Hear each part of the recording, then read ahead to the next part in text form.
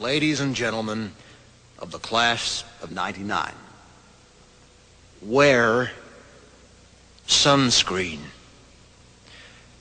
If I could offer you only one tip for the future, sunscreen would be it. The long-term benefits of sunscreen have been proved by scientists, whereas the rest of my advice has no basis more reliable than my own meandering experience. I will dispense this advice now. Enjoy the power and beauty of your youth. Oh, never mind. You will not understand the power and beauty of your youth until they've faded. But trust me, in 20 years, you'll look back at photos of yourself and recall in a way you can't grasp now how much possibility lay before you and how fabulous you really looked. You are not as fat as you imagine. Don't worry about the future, or worry, but know that worrying is as effective as trying to solve an algebra equation by chewing bubblegum. The real troubles in your life are apt to be things that never crossed your worried mind, the kind that blindsides you at 4 p.m. on some idle Tuesday. Do one thing every day that scares you.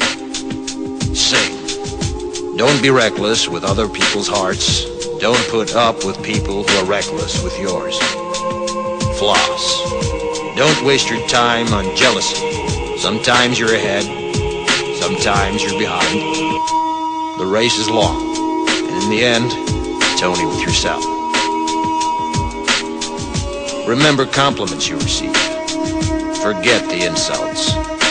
If you succeed in doing this, tell me how. Keep your old love letters. Throw away your old bank statements.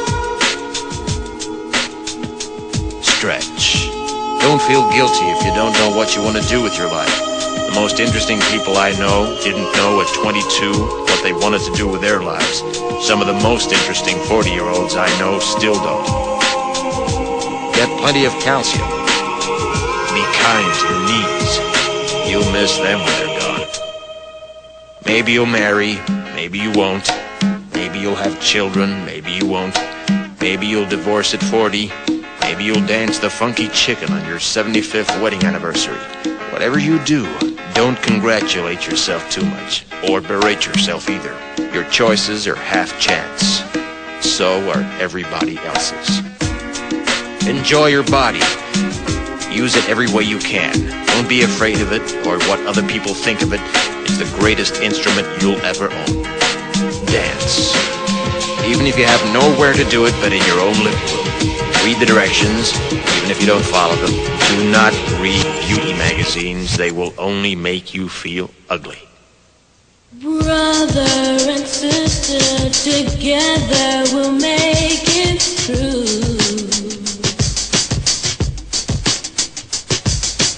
Someday our spirit will take you and guide you there. I know you've been hurting, but I've been waiting to be there for you. And I'll be there just helping you out whenever I can.